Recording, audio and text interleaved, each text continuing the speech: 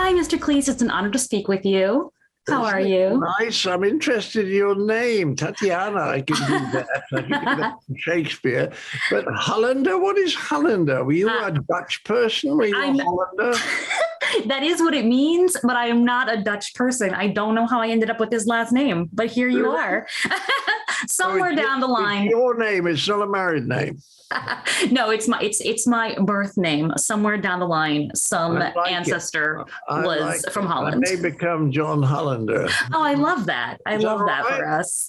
Yes. The artist formerly known as John Cleese. Yes. All right. Now, I'm wasting your time. No worries. I think that's going to be the best part of my day now, if you were to honor me with the name Hollander.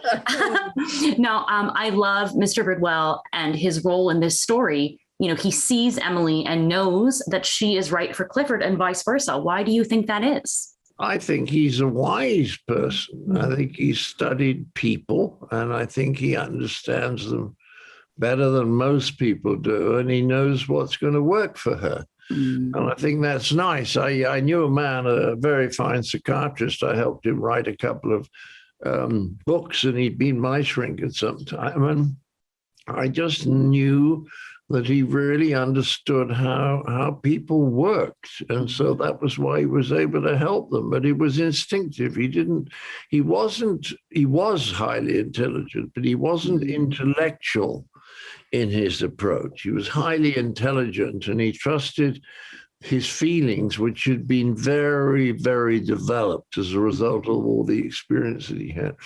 So I think that when you come across someone like that, then they kind of understand what the next move should be. And they can help people in that way. Yeah, a very intuitive man. I love that. Yes, I think so. But the intuition is based on an enormous amount of experience. It's not instinct. Right. It's having watched people for a long time and thought, I know this kind of person, and this is what they have to work on. This is the sort of thing that will hold them back. Now, of course, for myself, Clifford was something that I read, watched, enjoyed growing up. But you are actually, you predate Clifford, if you will. What was? Well, when were the Clifford books written? In the 60s, I believe. Oh, really? Yeah. So I would love to know, what is your Clifford? When you were growing up, what is the kind of story that would bring you joy or make you... Well, they were almost all stories about woodland animals. Well, not woodland necessarily, because there was Dr. Dolittle, but there was The Wind in the Willows is a favorite story in England, and Alice in Wonderland, and Alice Through the Looking Glass. And there were some other woodland creatures. There was a good writer who did children's books called Elliston Trevor, and I used to love those, and some of them were very, very funny. Because the animals behaved exactly like people. And I think I can remember crying with laughter at a particular page in a book called Deep Wood. By Elliston Trevor. So I always like those, because I think there's something in the idealized